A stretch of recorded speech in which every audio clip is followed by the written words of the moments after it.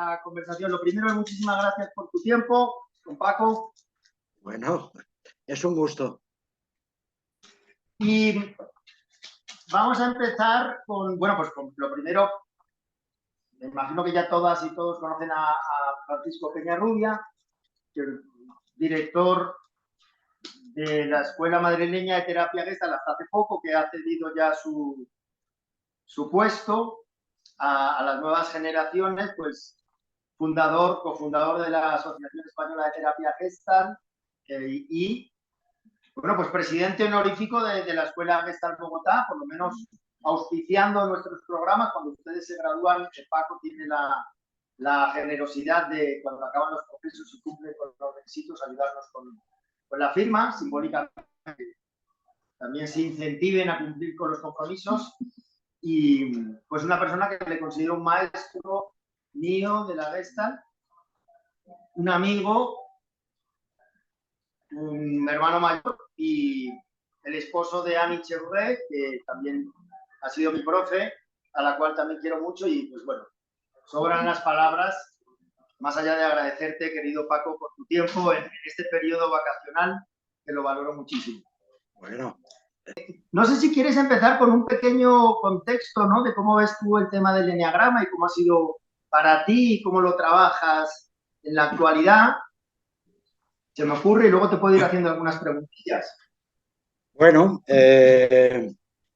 a ver, el eneagrama yo lo conocí a través de Claudio, cuando le invitamos a venir a España y a colaborar con las actividades de CIPAR, de mi centro y de la Asociación de Gestalt. Y para mí fue un descubrimiento impresionante, en el sentido de que yo nunca había sido muy aficionado a ningún tipo de nomenclatura, de clasificación, ni siquiera de psicopatología, más allá de lo básico, de distinguir entre las grandes áreas de lo neurótico a lo psicótico, ¿no? Pero no mucho más, ¿no? Y de pronto el eneagrama me pareció que era una manera no de diagnóstico, sino una manera muy, muy, muy afinada de entender un poco el núcleo de la enfermedad humana, es decir, el núcleo que afecta a todo el ser, que tiene su manifestación en los pensamientos, pero también en el corazón, pero también en la acción, en las actividades, y que desde ahí daba como un lugar muy privilegiado de atención a la enfermedad de cada uno o al malestar de cada uno, ¿no? Así que para mí fue como una manera de sintetizar un asunto que en principio, como digo, no me interesaba tanto, que era la catalogación de nadie en cualquier tipo de psicopatología, pero esto no me parecía que era una psicopatología, sino que era más bien una especie de explicación de por qué funcionamos de tal o cual manera, de dónde vienen estas fijaciones que nos hacen pensar, actuar o sentir de manera determinada. Y todo esto además como parte de una tradición antigua que resulta fascinante entender que esto venga de tan atrás y de poco menos que de monjes eremitas y que han llegado que pudieran llegar a un conocimiento tan exacto del alma humana. Así que cabe pensar que algo como de revelación tuvo que pasar para que gente tan primitiva pudiera llegar a un conocimiento tan específico, tan exquisito, digamos, de la enfermedad y del alma humana. Así que para mí fue una revelación, y a partir de ahí lo primero fue el trabajo personal. Claro, yo creo que lo primero que hay que hacer con el trabajo del eneagrama es uno revisarse, observarse, descifrar cuál es un poco su propia pasión, ese pecado, digamos, esa manera suya de funcionar de forma mecánica, para trabajarse uno en primer lugar. Yo creo que a veces se utiliza mal el eneagrama porque se utiliza como para catalogar a los otros antes de que la persona que lo hace haya hecho un trabajo profundo de autoconocimiento. Yo creo que sin esa fase de autoconocimiento el eneagrama podría ser un instrumento incluso de manipulación, porque da muchos datos de la persona que la persona no conoce, pero que tú sí, si manejas ese mapa. Y desde ahí puede tener peligros de manipulación. Incluso yo creo que muchos de los intereses que han tenido a veces las empresas y los negocios en conocer el eneagrama era para sacarle un partido económico, una cierta manipulación de un saber orientado más al autoconocimiento, convertirlo más bien en un factor de producción, ¿no? Así que bueno, se presta porque así, por qué actúa así, uno empieza a darse cuenta de la profundidad de esta herramienta y por extensión empieza a entender mejor el mundo, porque claro, empieza a distinguir los caracteres en la vida, en la vida cotidiana, en la familia, en los amigos, en los pacientes, en las reuniones, y a darse cuenta de que toda esa variedad de maneras de funcionar están presentes en el mundo y es como una especie de abanico riquísimo de diferencias, pero que al conocerlas se gana en profundidad, se gana en la capacidad también de poder modificar asuntos que a veces son complicados de modificar, porque ¿cómo cambia uno su manera de pensar? Si la lleva haciendo desde que nació, ¿no? ¿Cómo cambia uno su manera de sentir? Y el enneagrama no es que sea para cambiar, pero te ayuda a entender ese funcionamiento y entender el funcionamiento es el primer elemento para que se pueda cambiar, ¿no? Así que yo lo descubrí como una herramienta poderosísima que ni podía sospechar de su eficacia y después de muchísimos años utilizándolo de forma, digamos, poco ortodoxa, porque yo no soy de los que trabajan directamente enfocando el enneagrama, ni clasificando o catalogando el carácter de cada uno. Sé simplemente... ¿Perdona? Hay gente que no está silenciada, entonces les agradecemos que se silencien. No soy yo el que estoy hablando. Sin embargo, ya que me interpelas, tiene que ver, como estás hablando, tiene que ver exactamente con una de las preguntas que te quería hacer, ¿no? Que es este asunto, ¿no? De ver la paja en el ojo ajeno y no la viga en el propio, ¿no? Ese peligro que tú hablas, ¿no? Claro, Tenía claro. una pregunta que decía, ¿existe el riesgo que las personas que conocen el trabajo con el enneagrama de forma superficial se Claro, claro. acomoden en el mismo, sustituyendo la herramienta por el instrumento que somos los terapeutas? Claro. También te preguntaba, ¿crees que el trabajo con el enneagrama mal enfocado nos puede llevar a este famoso dicho de ver la paja en el ojo ajeno y no ver la viga en el propio? Yo creo que esto ya lo estás contestando de forma implícita. Claramente, yo creo que si no hay un trabajo previo de autoconocimiento, de indagación en el propio carácter, es muy difícil desde ahí utilizar limpiamente esa herramienta de cara a los otros, porque siempre podrá tener ese peligro, digamos, de manipulación, de saber más del otro, de lo que sabe el propio sujeto, y eso te da a ti un poder de, de intervención que el otro no tiene y que en ese sentido me parece que puede ser manipulador.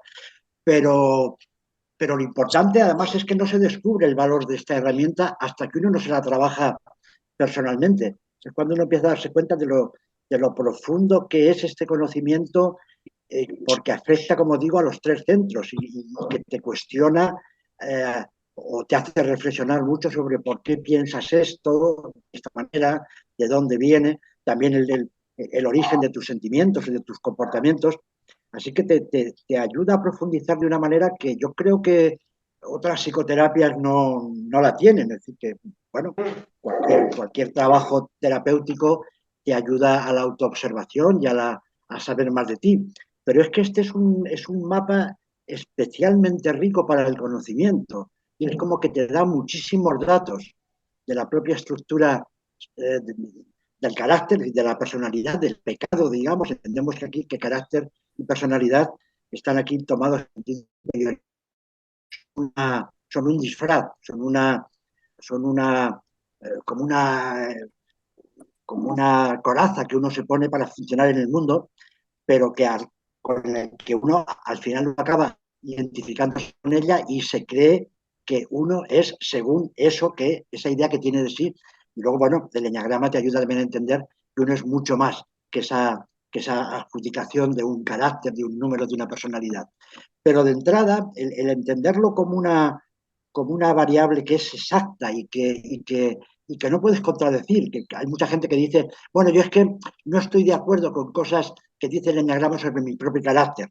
Bueno, obviamente no todo el mundo es igual, ni todas las cosas cuadran, ¿no? Pero a veces hay una especie como de desquitar, de banalizar la profunda inteligencia de este mapa con llevándolo simplemente a si coincide o no con la idea que tú tienes de ti.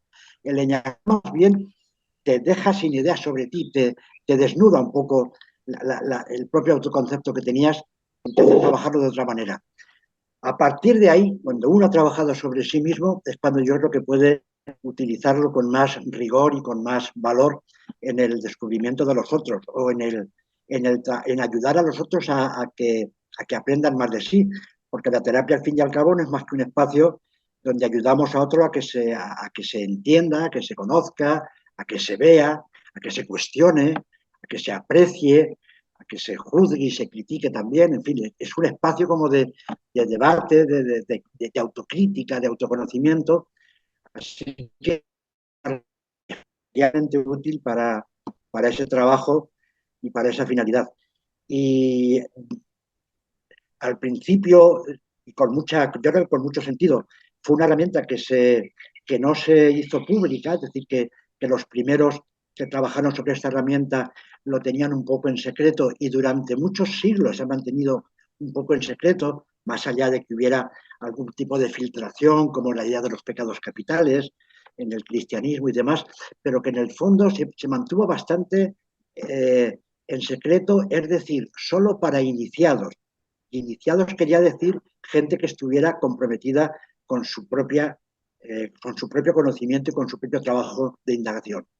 Esto es lo que el peligro que ha tenido al hacerse más público, más conocido, es precisamente ese, que ya no es un proceso de iniciación personal, sino que se convierte en un sistema más de catalogación de la gente y desde ahí pues puede tener la misma banalidad o la misma, en fin, puede tener, no tiene tanta valía como, pues igual que puede ser cualquier tipo de psicopatología que dicen este es un obsesivo compulsivo y tal y cual, que ayuda al profesional para saber cómo orientar el trabajo, ayuda a veces al paciente, digamos, a saber más de sí. ¿Me escucháis? Yo sé. Sí, te escuchamos perfectamente. Es que hay gente que está con el micrófono activado de los que están conectados virtualmente. Por favor, les agradecemos que tengan los micrófonos silenciados. Sí, Paco, pues yo aprovecho estas interrupciones para meter baja en ese sentido. Aprovecha.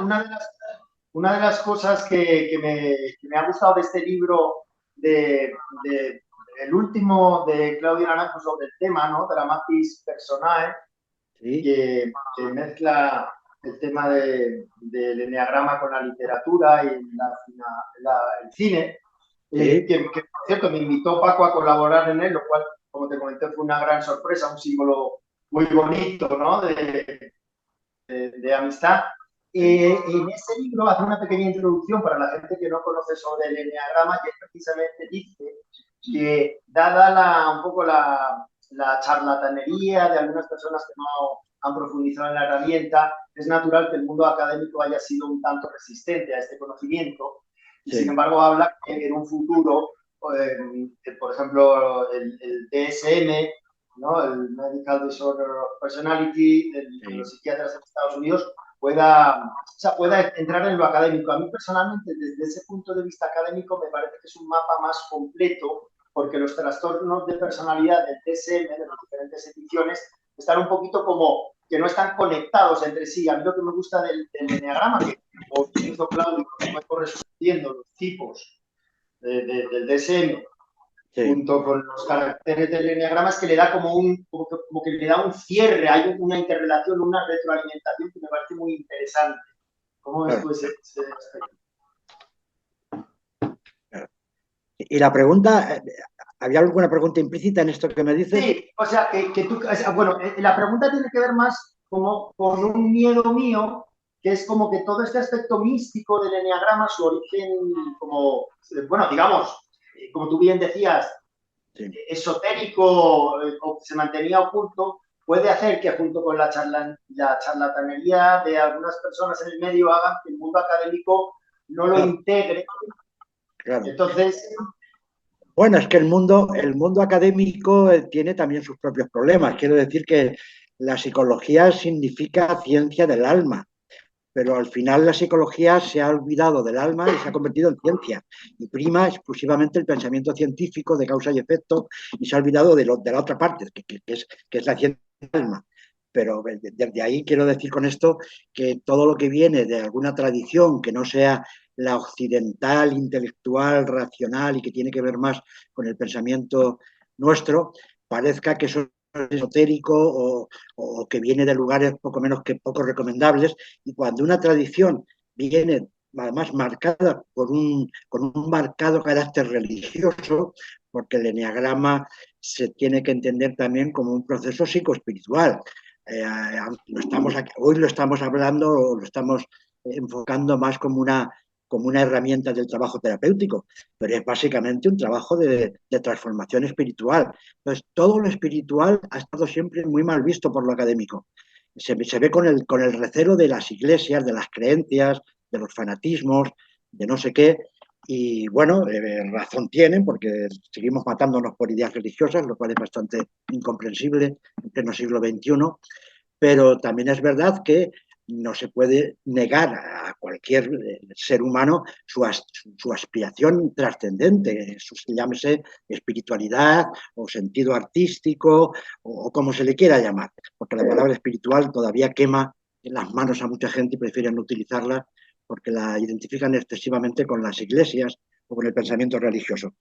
Yo creo que no, yo creo que lo espiritual es una parte fundamental del género humano, al igual que tenemos pensamiento, corazón y cuerpo y acción distinto, también tenemos una aspiración trascendente, una aspiración artística, una representación del mundo y de la búsqueda de sentido que va más allá de lo que tenemos a mano. Así que todo eso que corresponde a otro nivel, que es lo que la espiritualidad suele enfocar, la academia siempre lo ha tomado como un territorio eh, pues yo qué sé, si no peligroso, al menos sospechoso, de, un poco como que eso no es científico. Científico es lo que es demostrable y reproducible en un laboratorio y ese tipo de cosas, ¿no? Yo creo que reducir la conducta humana a lo reproducible en un laboratorio es tan penoso como si fuéramos, yo qué sé, ratas hámster de un laboratorio. Así que el hecho de que tenga esta tradición espiritual ha hecho que la academia no lo considere o lo considere con mucha reserva. Pero bueno, se lo cuesta la academia. Yo creo que hoy día, Claudio ha hecho mucho a favor de esto. Quiero decir que Claudio se empeñó en hablar siempre de la misma formulación de psicología de los eneatipos, y era una manera de decir, esto es una nueva psicología que también habla de la caracterología, de las tipologías, y es tan válida como las tipologías de Sheldon o las caracteriales de principios de siglo o las caracterologías bioenergéticas o cualquier otra de las que funcionan en la psicoterapia y en la psicología. Así que llamarlo psicología de los eneatipos fue un poco sacarlo de esta tradición de pecados capitales, digamos, para que la academia se haga un poquito más, un poco más abierta, más tolerante a este tipo de pensamiento. Pero bueno, yo creo que va a costar. En cualquier caso, lo que está funcionando es que como es un mapa muy útil, como está claro que hay mucha sabiduría metida ese, en esos triángulos, en esa composición de 9 puntos, hay tanta sabiduría ahí metida que cualquiera que la conoce no puede negar la eficacia y la certeza de lo que hay ahí. Así que antes o después llegará, yo creo que si no a la academia llegará, pero lo importante es que está llegando sobre todo ya más a la gente que está ya en la calle. Es decir, que aquí en España hay una serie en televisión que la ponen todos los días, que se llama Cuatro Estrellas, y el otro día en uno de los, ¿cómo se dice? En uno de los programas, en uno de los capítulos de la serie, hay un chico joven que habla de un amigo y dice, es un eneatipo 2.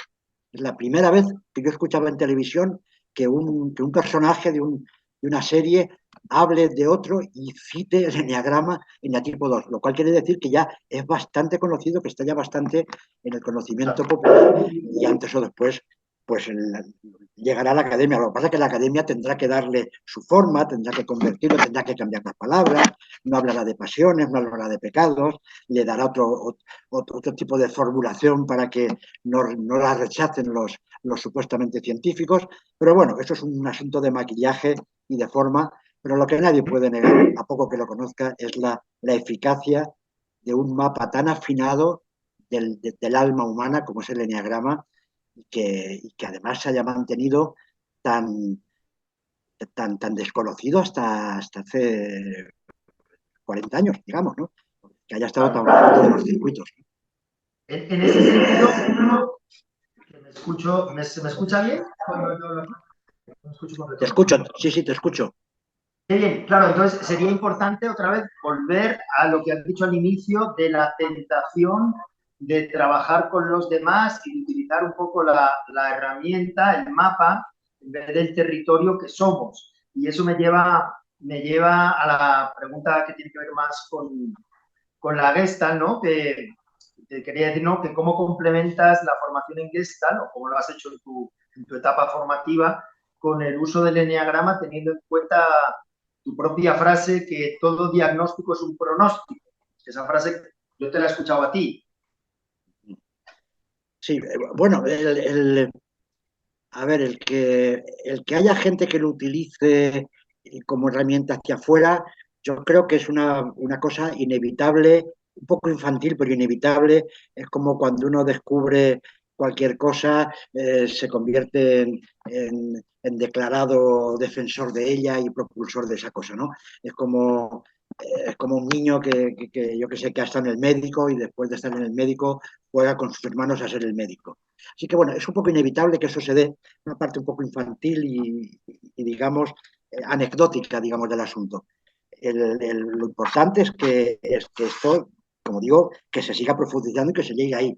Así que en mi caso concreto, yo ya era terapeuta antes de conocer el enneagrama, ya bueno, llevaba años ya de práctica profesional, con lo cual yo pues, ya tenía mi cierto esquema de trabajar con la persona que tengo enfrente, pero muy también desde el punto de vista de la Gestalt, que la Gestalt nunca le ha dado demasiada importancia al diagnóstico. Y la Gestalt funciona con quién eres tú, quién soy yo, y estamos juntos aquí y ahora, y no pone tanto tú eres un síndrome o un caso, y yo soy un profesional, y lo que se establece entre los dos es una especie como de juego simbólico. No, la Gestalt habla más bien de un encuentro real entre dos personas. Así que en este sentido, la psicopatología, las categorizaciones generalmente los gestaltistas no les damos demasiada importancia o no las tenemos tan presentes, más allá de, claro, manejarte claramente entre, pues cuando una persona está deprimida, muy deprimida, o tiene una depresión clínica, o tiene un problema de psicosis, que ya son mayores, ¿no?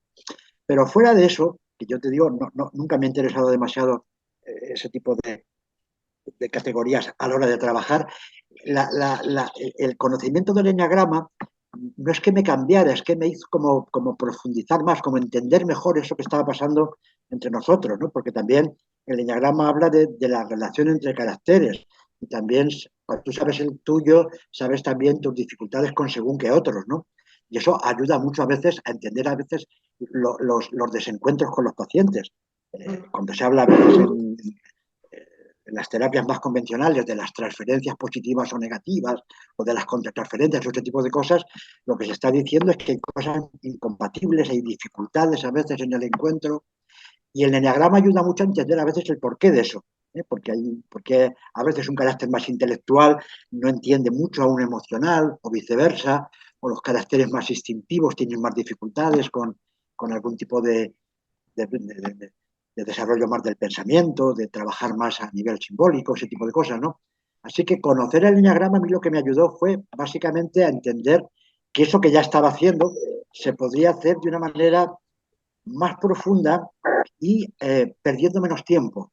Y yo creo que eso es lo bueno del enneagrama, es decir, que cuando tú sabes que tu problema tiene que ver con específicamente este tipo de cosas, hace que no te tengas que entretener tanto con otras, que estarán bien o mal para otros, pero no son tu asunto, ¿no?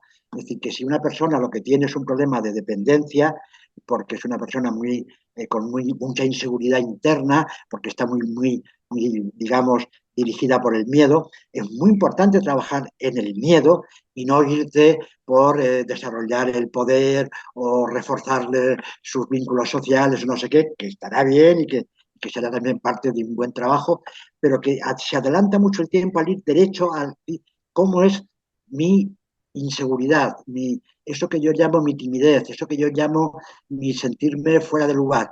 Si le pones a eso el nombre de miedo, la cosa cobra otro carácter. Es como que uno agarrara realmente el problema en las manos, ¿no?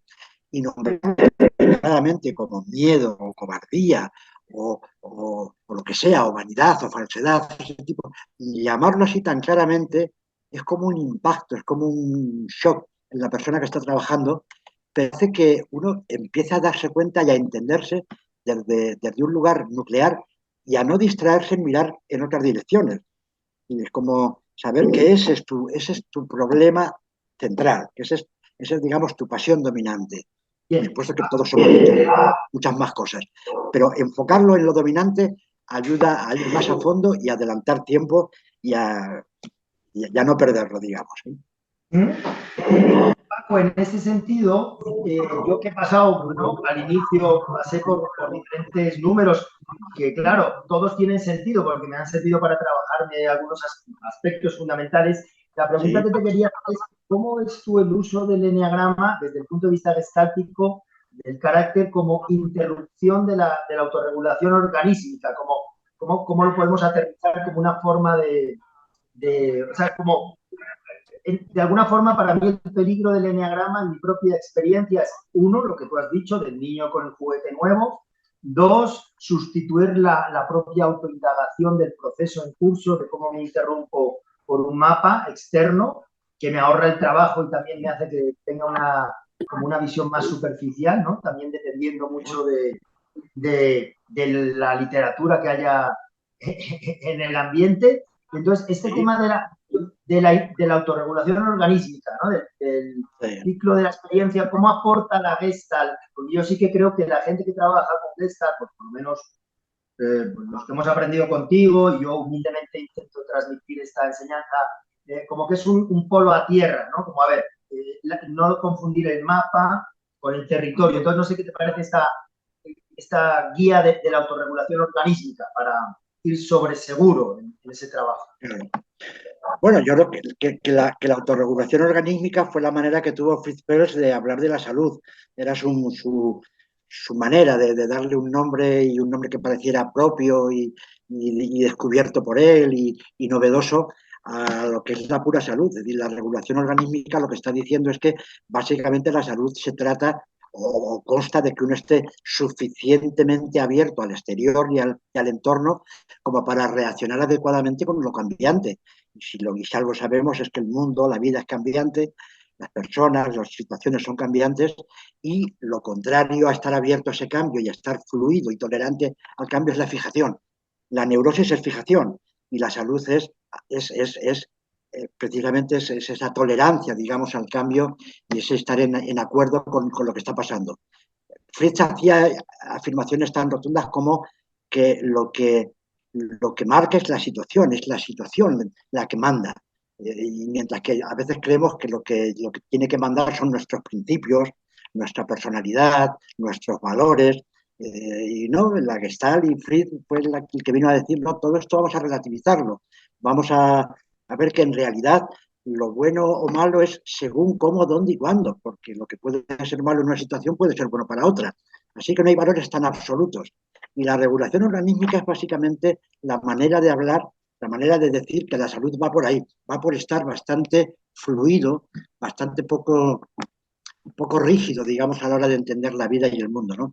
Yo creo que el eneagrama lo que te viene a decir es que hay una cierta, si no fatalismo a la hora de reaccionar, pero sí hay una cierta manera, una cierta barniz en la manera de hacerlo. Es decir, que uno tolera más o menos la realidad, es decir, funciona o se autorregula mejor o peor, pero que el enneagrama lo que hace es que te dice que lo haces de una manera determinada. Es decir, que a veces tu manera de, tu dificultad en la autorregulación tiene que ver porque tu personalidad es muy controladora. Y entonces desde ahí tus problemas de autorregulación tienen que ver con el control, pero para otros tiene que ver más con el miedo, para otros tiene que ver más con la dificultad de actuar, para otros tiene que ver más con demasiado demasiada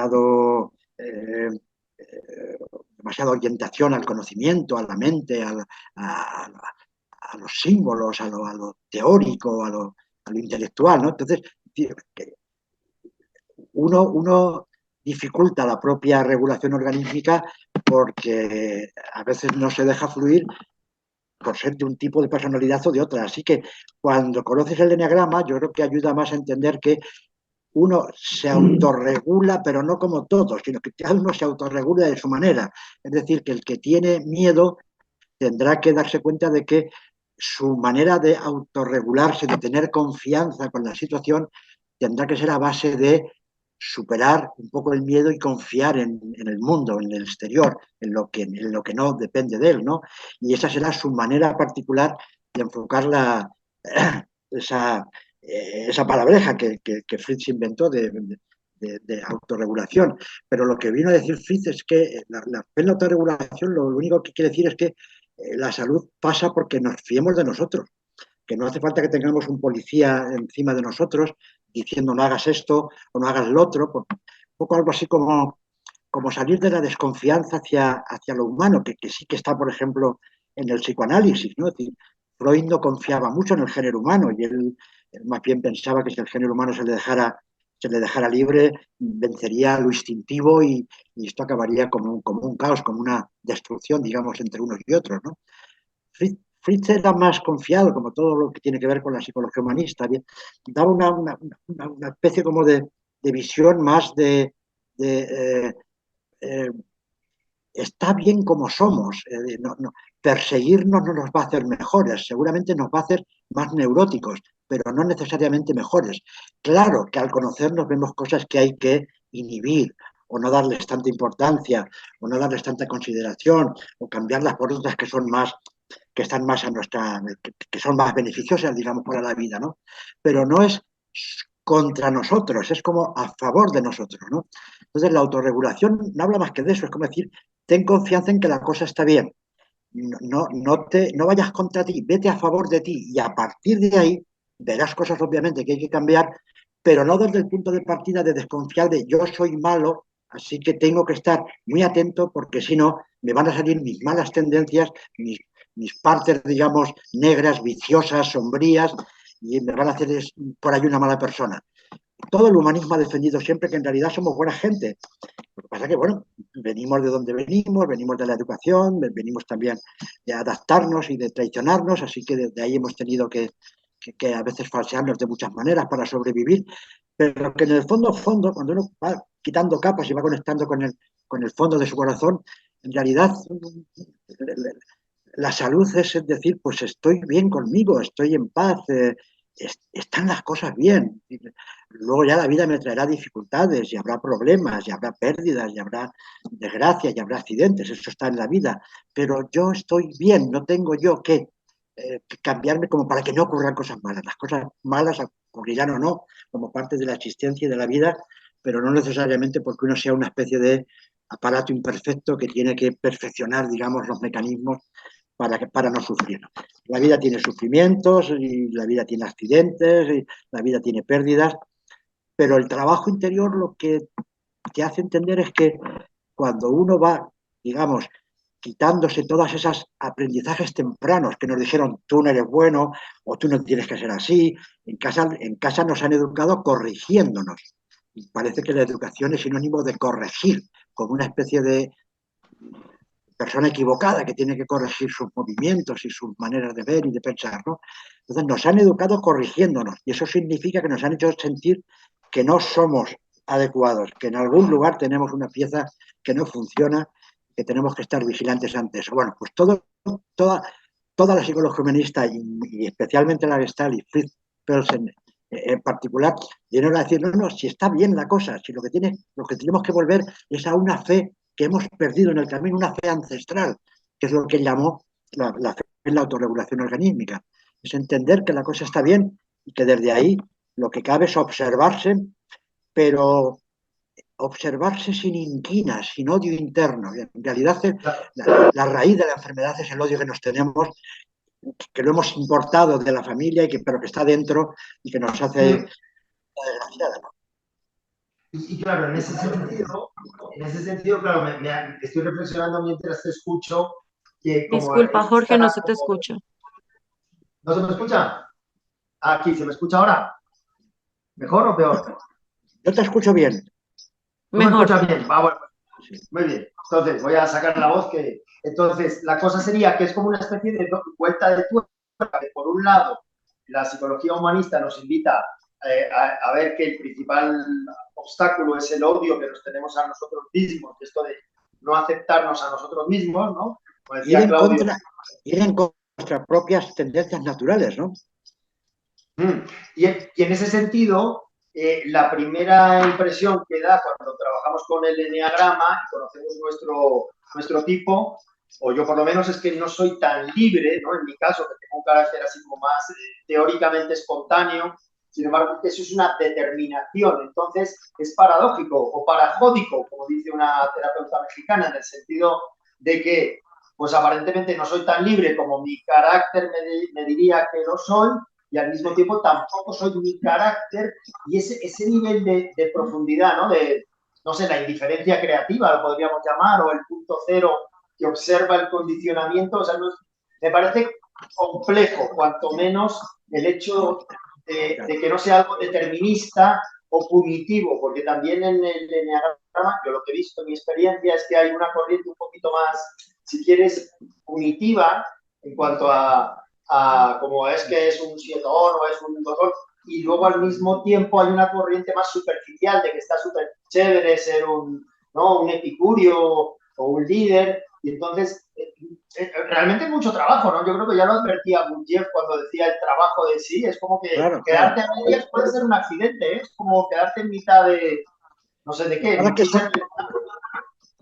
pero es que yo creo que son movimientos distintos. Quiero decir que la autorregulación organísmica, llegar a esa especie de confianza, de fe en uno mismo, es un punto de llegada que reconectaría, digamos, con el origen de dónde venimos. Pero entre medias, entre el origen y la llegada, ha habido toda, digamos, toda la educación, toda la programación neurótica que aprendimos en la familia, que nos ha hecho sobrevivir y que además es necesaria, porque uno sin esa programación no podría sobrevivir. Así que durante un tiempo hemos tenido como que olvidarnos de que estábamos bien para poder funcionar en el mundo.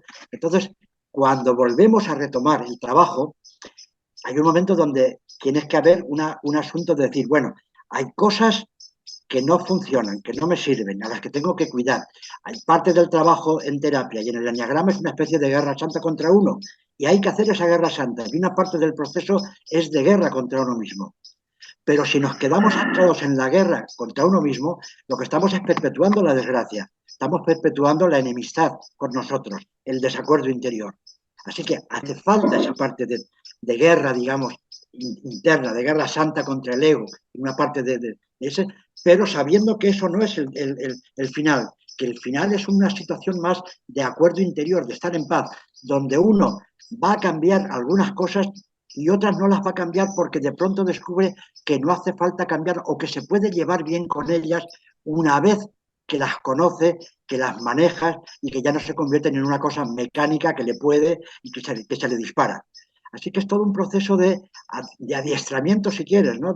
Hay una parte que, como en la gimnasia, primero hay que hacer toda una parte de desarrollar la musculatura, pero si siempre estás desarrollando la musculatura, también pierdes la conciencia de la gracia corporal, del movimiento, de la escucha del cuerpo, de otras partes del trabajo corporal que no son pura gimnasia, que tienen que ver más pues, con el baile, con la expresión, con el disfrute, digamos, de las propias sensaciones, ¿no?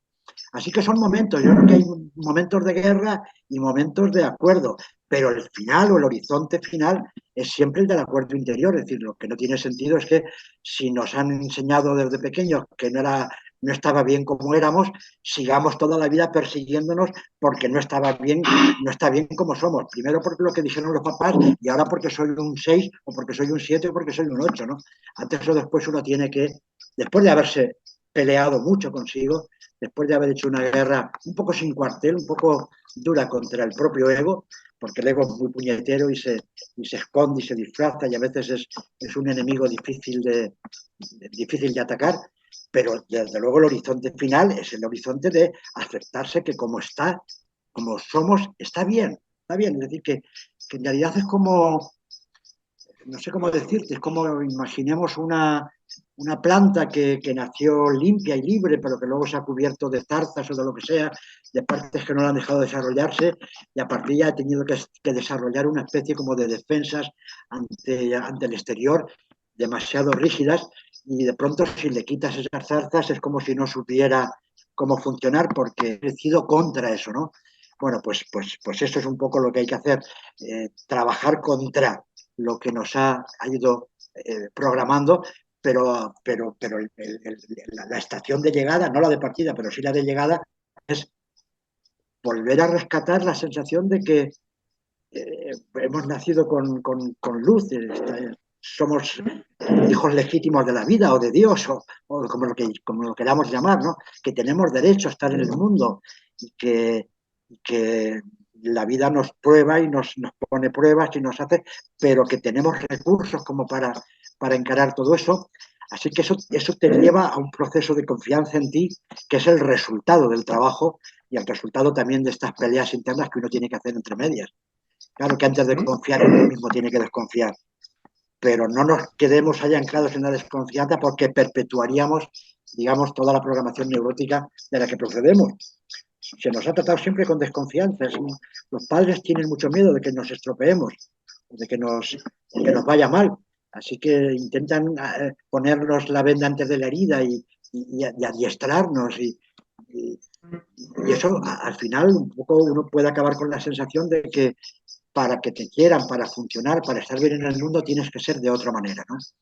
Bueno, yo creo que la terapia y el enneagrama como parte de la terapia lo que te dice es soy como soy y mi manera de ser es distinta de otra persona que tiene otro carácter, pero desde ahí tengo recursos para entender la vida, para funcionar en ella, para sentir, para actuar, para pensar. Es más, mi manera de hacerlo tendrá un sesgo particular que tiene que ver con el carácter y eso es una riqueza, no es una pérdida, no es una fatalidad, es al contrario, es una riqueza, es una manera particular, igual que cada uno, pues según su educación, su nacionalidad, sus experiencias vitales, tiene una manera determinada de encarar las situaciones y la vida. Pues el enneagrama hace que esa manera de encarar las situaciones tenga un sabor particular y conocer cuál es ese sabor te hace que te entiendas mejor, y que te acabes llevando mejor. Un miedoso tiene que acabar aceptando su miedo, un falso tiene que acabar aceptando su falsedad, un hedonista tiene que acabar aceptando su hedonismo, no sin crítica, no de una manera autocomplaciente y permanente, pero de fondo uno tiene que aceptar que es como es y que lo que puede hacer es limpiar aquello que te perturba y que te dificulta la vida y las relaciones con los demás, pero sin renegar de lo que eres y de tu manera de ser. Y eso el enneagrama te lo dice muy clarito, porque te dice se puede ser de 9 maneras o de 27, si miramos los subtipos, ¿no? Pero a una o a otra perteneces, ¿no? Y saber a cuál te da una potencia en la mirada y en una claridad en la ejecución que no tendríamos de otra manera, ¿no?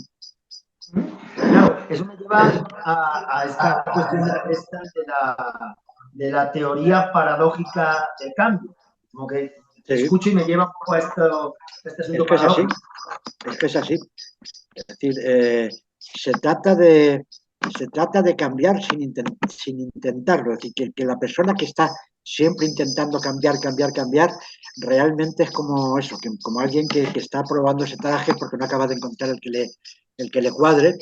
Y lo paradójico es que el cambio sobreviene cuando uno deja de perseguirlo, ¿no? Cuando uno dice, está bien la cosa como está, o bien, no me empeño en ser otra cosa, no me empeño en cambiar, ¿no? Tú te imaginas un elefante que quisiera ser una mariposa, o un árbol que quisiera ser una piedra, o una nube que quisiera ser un mueble, es decir, la naturaleza, se supone que cada elemento de la naturaleza está a gusto consigo, si es que se pudiera hablar así, como si las cosas tienen conciencia, que yo creo que la tienen, pero bueno, en cualquier caso, me imagino que un elefante se siente bien siendo elefante y ni se plantea otra cosa. Sin embargo, los humanos sí nos planteamos otras muchas cosas distintas a las que somos, ¿no? Eso tiene que ver con nuestra maduración cerebral, con nuestra complejidad, con nuestra trayectoria, pero también es motivo de mucho sufrimiento y motivo de mucho malestar interno, ¿no? Así que al final las cosas son más sencillas, pero cuando llegan, ves lo sencillas que han sido. De entrada parecen muy complicadas y hay que tomárselas como complicadas porque lo son, y el trabajo de transformación y de cambio es un trabajo serio, un trabajo lento, duro, que hace falta mucha fe y mucha eh, mantenerse ahí, ¿no? Como para que eso se dé, ¿no? Pero obviamente las personas que están siempre cambiando para ser no son mejores. Yo creo que es como la persona que se hace un lifting porque quiere ser de otra manera, ¿no? Las personas que ahora está tan de moda, ¿no? De cambiar los cuerpos y ser de otra manera, ¿no? Puede llegar al final una persona que se ha hecho tantos cambios que ya no sabe quién es, o ya no se puede reconocer en ninguna de sus presentaciones, digamos, físicas, ¿no? Puede acabar ocurriendo esto, ¿no? Como un exceso, ¿no? Como un extremo de este travestismo, digamos, físico o en este caso psicológico, ¿no? Así que el cambio se logra cuando uno se empeña en no cambiar, ¿eh? Pero hasta entonces tiene que probar a cambiar. Esa es la paradoja. Hay que hacerlo, pero sin creer demasiado en ello. Sí, o sea, sería un asunto de sentido común, ¿no? Como tú has dicho al inicio, llevamos pues toda una vida, ¿no? Con unas defensas, ¿no? Con unos mecanismos neuróticos y pues pretender hacer un cambio. Por eso yo creo que también decía Bourdieu, ¿no? Lo de que una máquina que se conoce deja de ser máquina, ¿no? Y al principio lo importante es solo Claro, observar el claro, sufrimiento claro, consciente. claro. Es que yo creo que eso es una de las cosas más potentes del enneagrama, que uno se cree que es muy genuino y muy espontáneo en su manera de ser.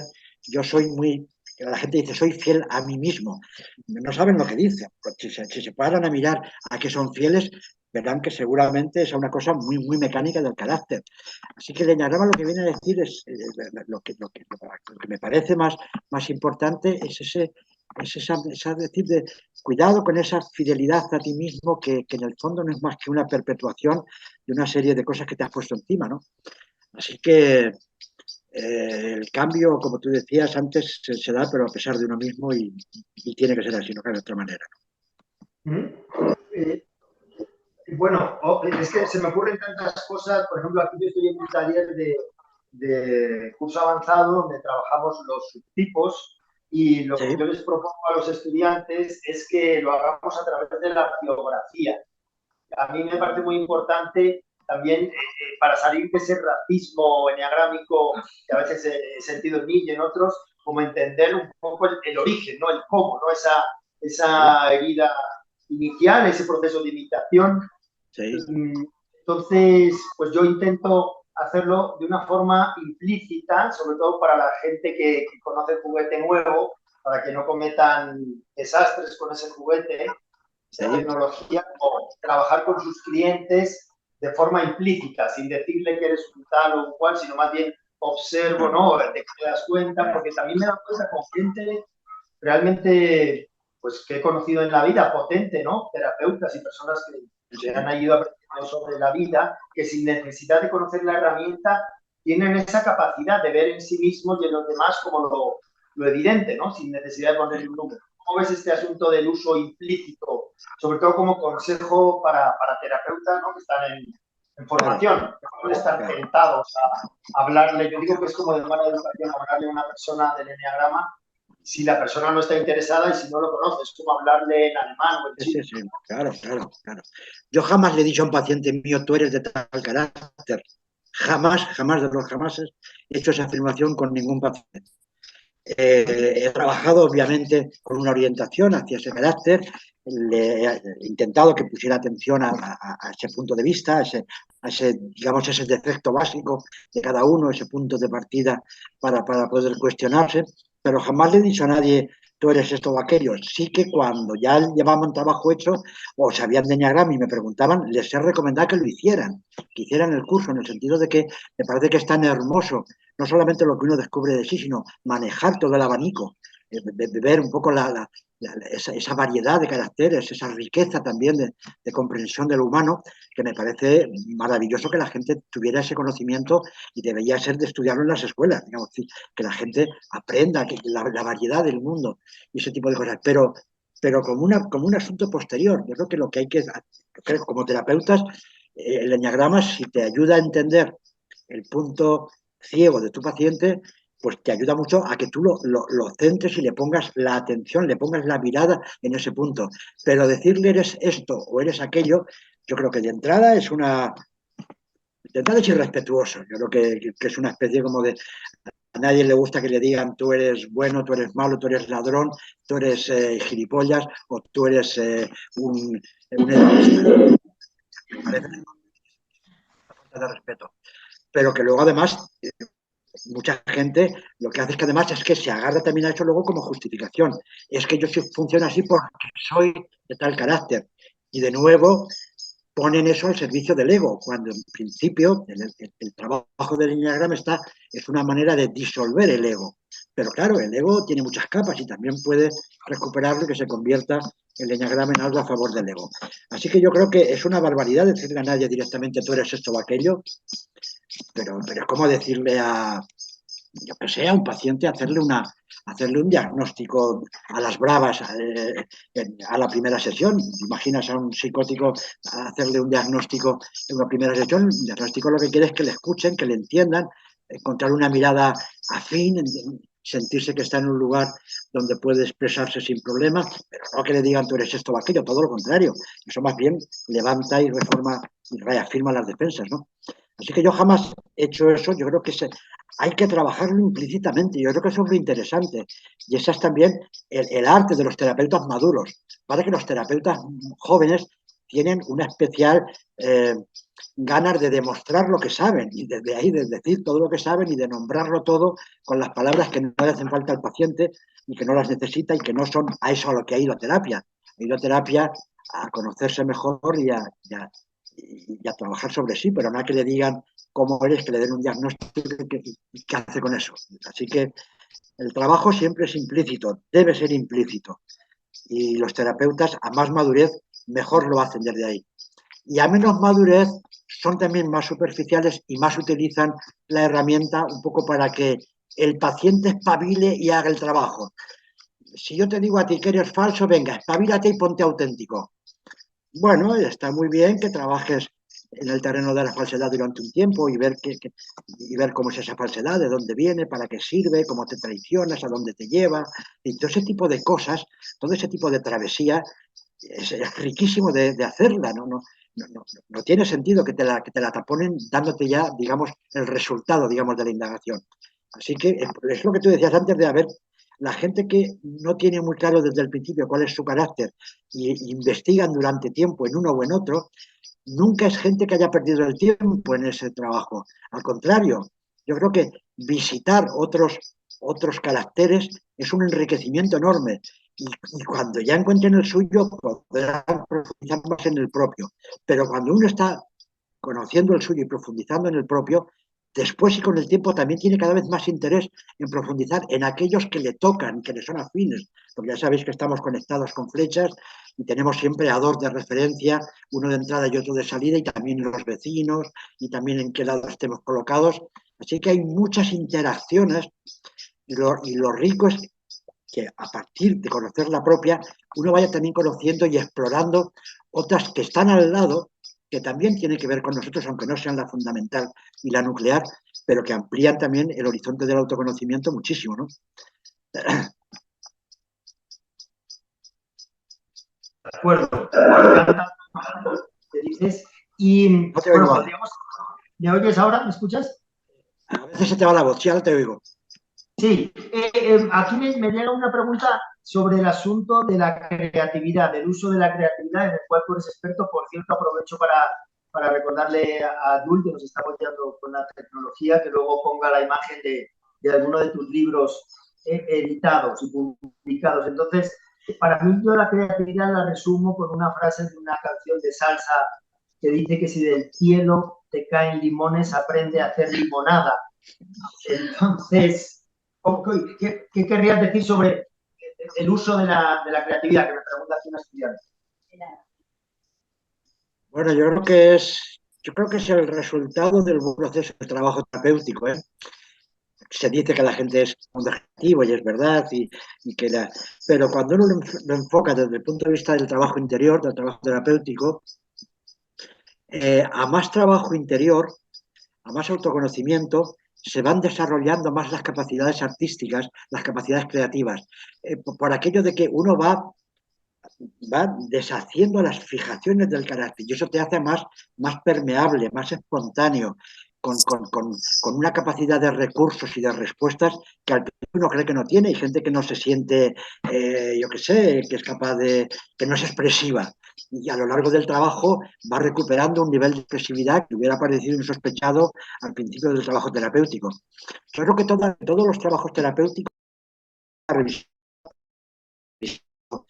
dificultades de la vida, ya se conoce lo suficiente bien. Entonces, ¿cómo sigue la terapia? Podríamos decir que la terapia acaba. No, la terapia sigue creativa. Es decir, casi toda la gente que acaba un proceso creativo de forma más o menos espontánea se mete en procesos creativos, en procesos de desarrollar trabajos que no había previsto antes con sus manos, con su expresividad, con su arte, con sus cosas que al principio no pensaban que pudieran desarrollar o que las consideraban una pérdida de tiempo o más bien una manera de ganarse la vida a los que tienen esa especie de genio que les viene de nacimiento, pero que si tú no has nacido con el genio de Picasso, tú nunca podrás pintar. Y sin embargo, después de un proceso terapéutico, en la medida en que uno va quitándose rigideces y normas internas y mandatos interiores que no vienen a cuento, uno se da cuenta de que puede hacer muchas más cosas de las que creía y que es mucho más creativo de lo que creía.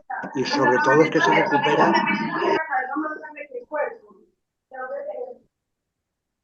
Hay una voz que se cruza, no sé si es una pregunta. ¿Me escucháis ahora? Sí, te escucho, es que había una persona que tenía el audio conectado. Yo, sin embargo, aprovecho para Perdón. aprovechar para... Pensaba que era una pregunta. Entonces, básicamente... Pensaba que era una pregunta. Bueno, pues digo, un poco cerrando lo que me preguntabas antes, yo creo que donde acaba la terapia empieza el proceso creativo. Eso no quiere decir que las terapias no sean ya creativas y que la gente es creativa desde que nace, haga o no terapia, ¿no? Pero sí que es verdad que se abre otra manera de considerarse uno a sí mismo. Uno descubre muchos más recursos de los que creía y eso le pone en situaciones de resolver de formas distintas asuntos que no se le hubiera ocurrido resolverlos de esa manera. Uno piensa que uno es así, tiene que hacer las cosas así, y dice, pero bueno, si se pueden hacer de muchas más maneras, es más, de forma natural le sale, ¿no? Y luego además es que la creatividad, cuando se toma ya en serio como un proceso de trabajo interior, es decir, la gente que hace arte terapia o trabajos de creatividad, es una manera de seguir investigando sobre sí, de seguir escuchándose, de seguir estando atentos al devenir interno. Así que se convierte en un campo de exploración menos doloroso o arduo que puede haber sido la terapia, porque en la terapia te toca atravesar muchos lugares de mucha infelicidad y de mucho dolor. Y, sin embargo, la creatividad te lleva a terrenos que son de más disfrute porque vienen de la expresión de lo espontáneo y no tienen esa dureza, bueno, a no ser el artista que se considera artista como tal y que tiene que ponerle mucha disciplina y mucho trabajo arduo a su propio arte. Pero hablando de creatividad en el sentido nuestro, es una especie como de terapia grata, así como una buena parte del proceso terapéutico es muy ingrato, la creatividad tiene una parte grata porque es un trabajo más de descubrimientos insospechados y eso siempre gusta, ayuda o te abre la cabeza, ¿no? Y ahí me surgía la frase esta de los Polsters, ¿no? Que decía que la terapia es demasiado beneficiosa como para limitarla a los enfermos. Claro, Diríamos que la creatividad es demasiado beneficiosa como para limitarla a los artistas, podríamos decir. claro, claramente. Es así, es decir, pero cada vez son más en la cultura. Ya la gente no piensa que hacer terapia es porque estás enfermo, sino que hacer terapia es parte del desarrollo, del conocimiento, de madurar, de estar mejor en el mundo. Así que ya ha perdido un poquito ese cariz que tenía antes, un poco vinculado a la enfermedad, al malestar o al déficit, digamos, ¿no? Ahora ya no se mira tanto así, ¿no? Y la creatividad igual, es decir, ya no es un asunto que tenga que ver con el artista, el que nace con unas cualidades específicas y que los padres las descubren de pronto y lo encauzan por ahí y de ahí sale un gran pintor o un gran músico o un gran escritor, ¿no? Los niños cada vez, la educación infantil cada vez apoya mucho más la creatividad porque es que es innata, es que es la única forma útil de seguir haciendo sin que parezca terapia es estar metido en algún tipo de proceso creativo, el que sea, el que a cada uno le guste. Y yo, mi experiencia además es que casi todos los pacientes, en la medida en que han acabado su proceso y han cerrado su ciclo de conocimiento a través de la terapia, de forma espontánea han desarrollado habilidades y cosas o han retomado aficiones que tenían abandonadas y han recuperado enfoques más artísticos en su vida o han aprovechado el tiempo de otras maneras mucho más creativas, como si fuera de una manera natural. Es como que cae por sí solo, como parte del proceso de conocimiento. Ok, Paco. Bueno, pues muchas gracias. Yo podría seguir hablando de este tema muchísimo. Me gustaría que nos dieras algún consejo como, bueno, eso como consejos para los buscadores en cuanto ya lo has dicho de forma extensa, ¿no? En esta conversación, sobre cómo poder trabajar con este asunto que estamos enfocando hoy, que es el carácter, de una forma, digamos, sí, como productiva, enriquecedora, porque sí que es cierto, con esto que tú dices, que claro, el enneagrama nos da la ventaja de ver que, por ejemplo, hay diferentes tipos de aproximación. Por ejemplo, yo qué sé, cuando hablaba Claudio Naranjo de los diferentes tipos de santidad, ¿no? Como, ¿cómo podemos darle la vuelta a la tortilla para, después de haber hecho ese trabajo de purgatorio, poder entender que cada ser humano tiene un camino y que, no sé, como que ese diagnóstico no se convierta en un pronóstico y en una, no sé, eso como una revictimización que decimos, porque, por ejemplo, a mí me ha pasado en mi juventud que cuando aprendí algo de Tantra, muy poquito me castigaba, pues de forma católica, ¿no? Con temas de, Dios mío, que he vuelto a... Y entonces este asunto del enneagrama puede ser también una forma de torturarse. No lo sé, como quieras acabar esta conversación, porque yo te quería preguntar también, por ejemplo, sobre los subtipos, que yo siento que a veces, según en qué etapas de la vida vamos cambiando, hay uno predominante, sin embargo, en épocas de la vida se van cambiando. Sí, claro. También creo que has tocado el tema de una persona que no se conoce y que se dedica a diagnosticar a los demás. Por ejemplo, hay un personaje muy popular en las redes que se llama Borja Villaseca, que seguramente no lo conocerás porque no te has metido en estas cosas. Sí.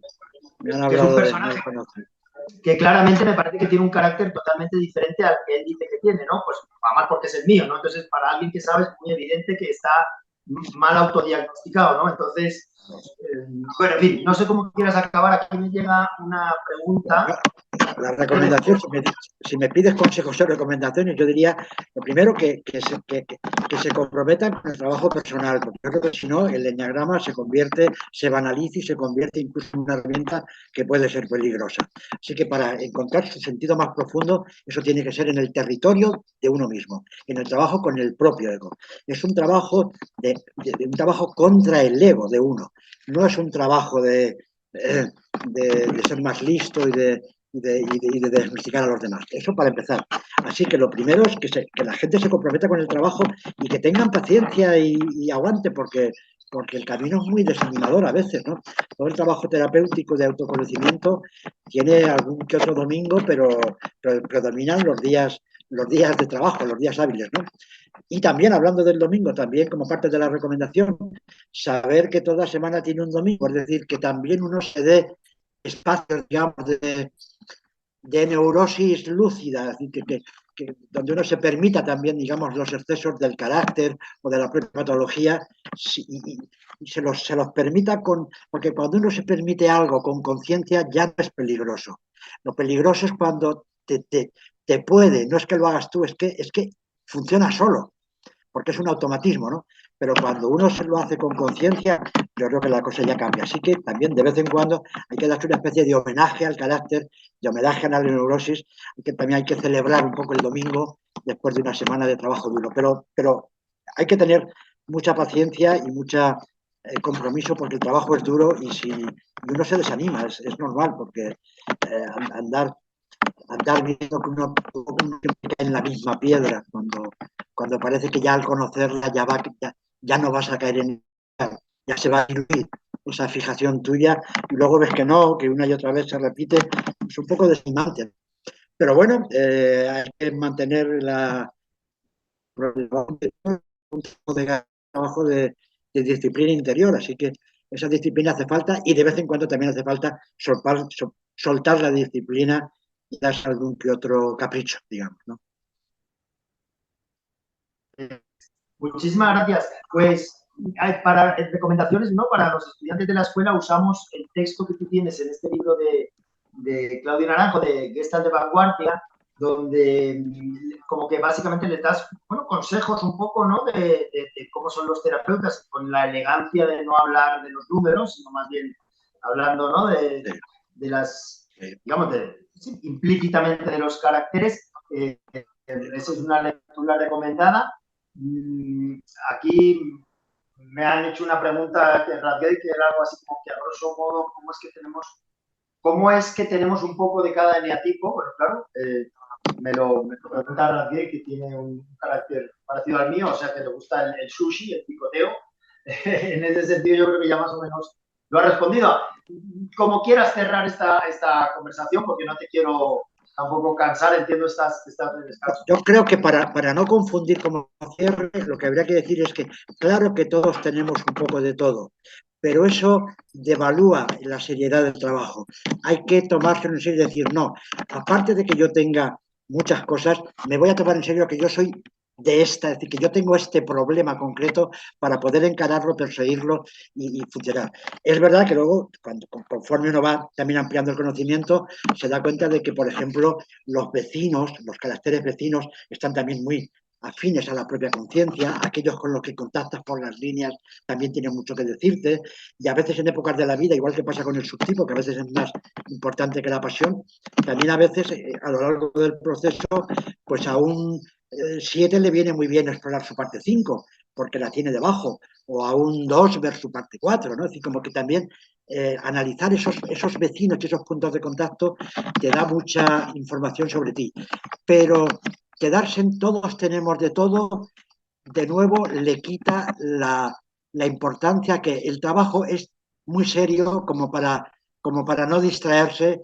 Es decir, no nos tomemos al bicho como si fuera un ratón porque resulta que es un toro. Así que toreémoslo como toro, no como ratón. Oye, bueno, más preguntas que me surgen. Por ejemplo, el aporte de la bioenergética, ¿no? Por ejemplo, que de formación, cuando yo estaba estudiando contigo, tuvimos el privilegio de tener a Juan José Albert, que por un lado decía él que el carácter 8 estaba mal entendido, que lo pintaban mal, ¿no? Lo pintaban ya casi como, no sé si un toro, pero ya como, no sé, como King Kong, en vez de Entonces hay también mucha leyenda. Eso por un lado. Por otro lado, decía Juanjo Albert que no había tipos puros en bioenergética, ¿no? Por ejemplo, entonces, de alguna forma, claro, en esta delgada línea de no quedarte en lo superficial, también a veces me ha pasado mi propio proceso, que es como, entonces si no soy este carácter, pues entonces tampoco soy el otro, entonces no me observo, ¿no? Como claro, claro. Yo creo que en bioenergética no hay caracteres puros, pero en el enneagrama cada carácter es puro y único, ¿eh? Y hay que tomárselo como tal. Si no, como digo, se acaba uno confundiendo más. Es decir, hay que tomárselo como cuando uno, después de indagar, da con el suyo y se lo toma en serio como un trabajo de exploración interna, hay que tomárselo como que ese es el tuyo y que uno funciona puramente desde ahí, aunque tengas tus características personales, porque también en esto hay subtipos y ya lo sabemos, ¿no? Y no todos los 7 son iguales, ni los 5, ni los 4, ni los 6, ¿no? Pero tomárselo como que en el diagrama lo que te dices, tú eres esto y tómatelo en serio como que no eres sino esto. Y funcionas siempre desde aquí. Hasta que uno no se da cuenta de lo terriblemente que estamos, ¿cómo se dice?, encarcelados por el carácter, no puede cambiarlo. Así que si uno piensa que no está encarcelado, sino que está un poco con un pie fuera de la cárcel y otro dentro, sí tengo mucho de esto, pero no soy puro, no. Entonces no te lo trabajas, no te lo curras. Yo creo que es una manera de perder el tiempo, es una manera de no tomarse en serio un trabajo que yo creo que si te comprometes con él es mucho mejor y tiene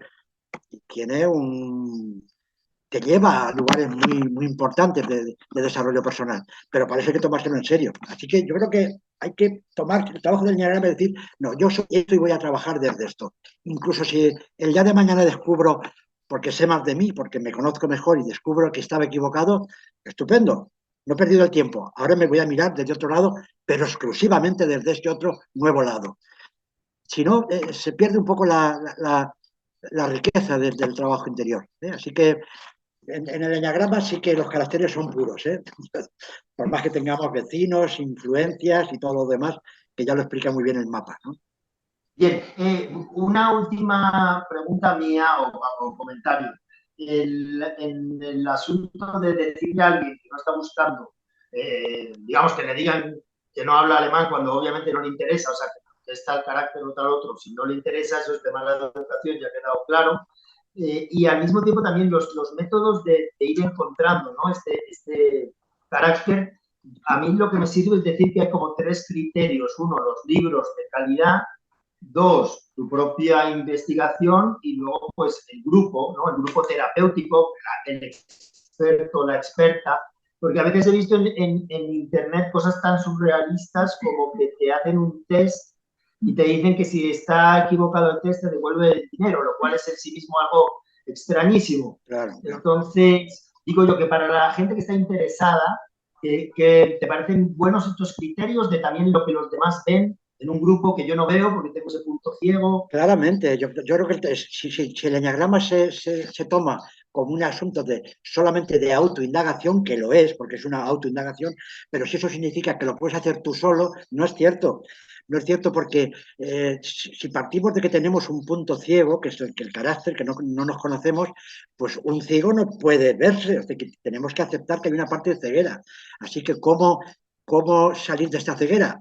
Hace falta que alguien que ve más que tú te lo señale. Por eso hacen falta los maestros, los guías, los terapeutas, los consejeros, como los queramos llamar. Pero hace falta alguien que sabe más y que te puede señalar eso que tú no estás viendo. Y por supuesto, ayuda muchísimo el estar trabajando en grupo con otra gente que está trabajando el suyo, porque lo que va viendo, la riqueza de lo que se va ganando en grupo, lo que va cada cual descubriendo, revierte sobre el propio grupo y te ayuda a ver más cosas y a verlas de manera más comprometida. Así que, aparte de que el trabajo en solitario es mucho más seco y más duro, a veces es demasiado ingrato, mientras que poderlo trabajar en grupo también te lleva a una cierta sensación de hermandad, de que, bueno, cada uno estamos con lo nuestro y no es mejor lo del otro que lo mío, yo no soy peor que el otro. Eso te da un cierto consuelo que aunque parezca que es tonto, viene muy bien. Así que yo creo que el trabajo en grupo tiene mucho sentido, el trabajo con un maestro es absolutamente necesario en una parte del proyecto, del proceso al menos, y el trabajo grupal igualmente, aunque como digo, la esencia del trabajo interior sea una indagación propia y uno tiene que hacerlo a base de autoobservación, de apuntar mucho, de revisar mucho, de llevar cuadernos de seguimiento, como se hace siempre al principio. Si no, es muy difícil llegar a manejar medianamente el asunto, porque nos tiene muy aprisionados, así que la única forma de saber cuál es el calibre de la prisión es mirarla con mucho detenimiento y con mucha atención y tomar mucha nota de cómo es esas cosas que a uno le parece que son auténticas y que son puras programaciones y uno acaba descubriendo que la mayoría de las cosas que hace son de pura programación y solamente eso lo puede saber porque lo mira sin prejuicio, lo mira con una mirada, digamos, crítica, ¿no? Así que, aunque eso sea la esencia del trabajo, la mirada crítica sobre uno mismo, viene muy bien quien te guíe, sobre todo en algunos momentos. De entrada es imprescindible, porque de entrada, cuando uno ve el mapa, es verdad que a veces, de forma muy espontánea, uno ya resuena con él y dice, esto que están contando me resuena, este soy yo. Y uno ya automáticamente se autodiagnostica, pero también uno se equivoca mucho en el autodiagnóstico, así que también es muy bueno que alguien que sabe más y que tiene un ojo más hecho a esta herramienta te señale y te diga, ¿no? Pero desde luego la esencia a la larga es un trabajo personal, solitario, digamos, y de autoobservación, ¿eh? Eso está claro. Claro, uy, se me ha ido la pinza con una pregunta que quería hacerte. Hay preguntas que hacen en el chat y al mismo tiempo, pues claro, por ejemplo, dice Cristo, ¿no? Si reconoces una compulsión como la gula, en su sentido amplio, ¿qué caminos existen para confrontarlo? Yo creo que ya lo has comentado de una forma implícita, ¿no? Como un día de domingo, el resto trabajo duro. Claro, ahí habría que saber también qué subtipo, ¿no? Porque, por ejemplo, el subtipo social de la gula tiene esa tendencia a ser santo, etcétera. Sin embargo, digamos que como para cerrar toda esta conversación y no explotarte mucho más, ¿cómo nos aconsejas tomar este largo camino, ¿no? Camino largo, pasito pequeño? ¿Qué se te ocurre como últimas palabras? Insisto en lo que dije antes, yo creo que tener aguante, tener aguante. El trabajo interno es un trabajo de resistencia, porque es ingrato, duro, y uno tiene siempre la tentación de dejarlo caer y de hacer otras cosas más entretenidas o de ocuparse de cosas más gratas, ¿no? Así que yo creo que tener aguante y compromiso, para mí eso es lo más importante. Es como, porque sabemos que el camino es largo, la única manera de saber que lo vas a recorrer es que estás comprometido a dar pasito tras pasito, tras pasito y tras pasito, y que eso te va a llevar a donde sea que vaya el camino, ¿no? Pero desde luego un compromiso de aguante, de resistencia, porque es difícil, pero es igual la terapia, ¿eh? Hay gente que viene a terapia con la idea de que en 3 sesiones va a cambiar 3 cositas y ya está bien. Y a mucha gente hay que decirle de entrada, mira, la terapia es un proceso por lo menos de unos cuantos meses, como mínimo, ¿no? Va a llevar tiempo. Al principio es más difícil, al principio no se ven las cosas, luego se van viendo mejor. Entonces, a veces hay un poco como que instruir también al paciente para que vaya desarrollando una cierta tolerancia y paciencia a un camino que va a ser duro y ingrato. Así que esa recomendación de paciencia y de tolerancia a las dificultades va muy bien para que uno no se desanime a las primeras de cambio y mantenga, pero como no haya voluntad de andar, el camino se abandona, el camino se deja. Así que lo más importante es el compromiso y la voluntad de querer hacerlo. Y luego todo lo demás que he dicho, pues hacen falta maestros, hacen falta guías, hacen falta compañeros de camino, claro que sí, ¿no? Hacer el camino solo también y añade dificultades, ¿no? Así que todas esas cosas ayudan, ¿no? Pero lo principal es el compromiso personal. Si uno no, si uno no es un poco buscador, no encuentra nada. Perfecto. Oye, Paco, pues muchísimas gracias por aquí. Hay preguntas, ¿no? Por ejemplo, si los eneatipos tienen rasgos físicos, yo creo que eso le recomendaríamos lecturas, ¿no? Que se explican bien. Hay muchas lecturas y libros que hablan de eso, de los subtipos y de las diferencias incluso eso de las fijaciones físicas que hablan de ciertas tendencias entre los caracteres. Está por ahí dicho de muchas maneras y yo creo que seguro que tus alumnos con tus indicaciones lo encuentran por ahí como para poderlo estudiar y conocer. Pues muchísimas gracias. Le voy a pedir a la persona que nos ayuda aquí con la tecnología que ponga tus libros, algunos de los libros publicados. Hay conferencias tuyas también en internet. Muchísimas gracias, querido Paco. La verdad que fue un gusto que te hayas conectado, no te ha fallado la tecnología, yo estaba preocupado. Pues nada, agradecerte y bueno, pues nosotros humildemente hacemos talleres de Enneagrama dentro de la formación, ¿no? Dentro de la formación porque también creemos que el Enneagrama como tal es una herramienta que por sí sola puede ser superficial, ya hemos visto que hay muchos peligros, entonces siempre es bueno un grupo, el criterio del grupo y de los humildemente expertos. Así que darte las gracias, pedirle a Jules que nos ponga la imagen de los libros aquí tenemos los encuentros que tenemos, porque nos pueden contactar de la escuela que está en Bogotá. Y los libros de Paco, bueno, pues está La vía del vacío fértil, terapia mesa, que me parece un clásico fundamental. O sea, yo la verdad que lo releo y cada vez que lo releo encuentro más matices. Creo que está hecho con una... ¿Cómo lo ven el libro? ¿Les gusta? O sea, es un libro que tiene como profundidad y al mismo tiempo no se hace pesado así. Las cuatro caras de ese trabajo estrellas de Paco Peñarrubia, que lo ha venido haciendo. Yo tuve la suerte de hacerlo con él, ya su colaborador Amos Vázquez, a ver si lo conseguimos. El grupo gestáltico, Círculo y Centro, que me parece una joya también. El oficio de escuchar.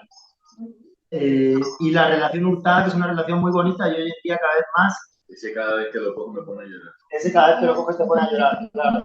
La relación hurtada con el padre. Que claro, y en Hispanoamérica que la relación con los padres, pues, con el padre, ¿no? Con la figura paterna también está muy desdibujada por diferentes asuntos. Pues Paco, querido padre espiritual, muchísimas gracias.